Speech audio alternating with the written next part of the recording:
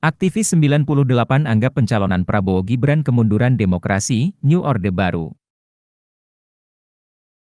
Ex-Sekjen Partai Rakyat Demokratik, PRD, Petrus Haryanto menganggap pencalonan Prabowo Subianto dan Gibran Rakabuming Raka sebagai bentuk kemunduran demokrasi.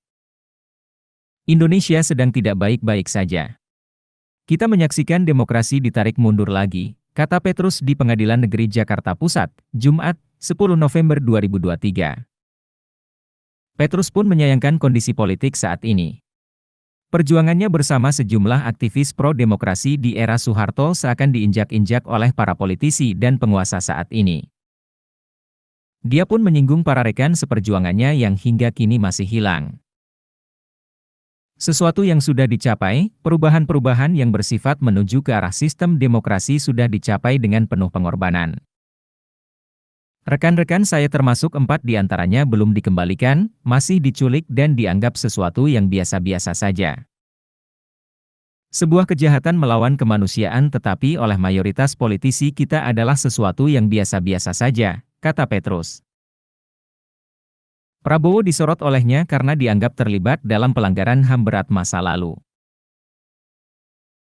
Sedangkan keberadaan Gibran dianggap sebagai politik dinasti yang maju usai mengutak-atik konstitusi oleh penguasa saat ini yang mengklaim mayoritas rakyat puas terhadap kinerjanya. Suatu bentuk arogansi, suatu bentuk penyalahgunaan kepercayaan sehingga kita menyaksikan serangkaian peristiwa politik yang sangat menyedihkan saat ini, kata Petrus.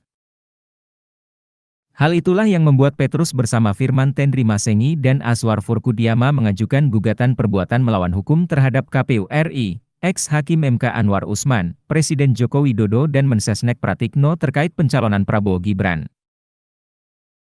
Dulu itu kami menghendaki bahwa negeri yang kita diami ini adalah negeri yang demokratis, di mana hukum dijunjung tinggi.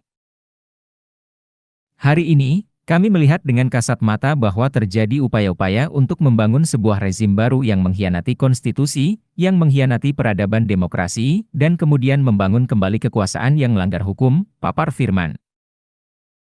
Sementara Aswar menegaskan pihaknya bukannya anti untuk generasi muda maju sebagai pemimpin, di mana itu adalah hal yang selalu diutarakan oleh para pengusung Gibran. Namun yang dipersoalkannya adalah caranya tak boleh sampai tega merusak konstitusi. Buat kita tidak persoalan, mau persoalan Gibran dicalonkan, tetapi yang kita persoalkan adalah jangan rusak konstitusi kita hanya demi untuk kepentingan pribadi sang anak, tegasnya. Download Tribun X sekarang, menghadirkan lokal menjadi Indonesia.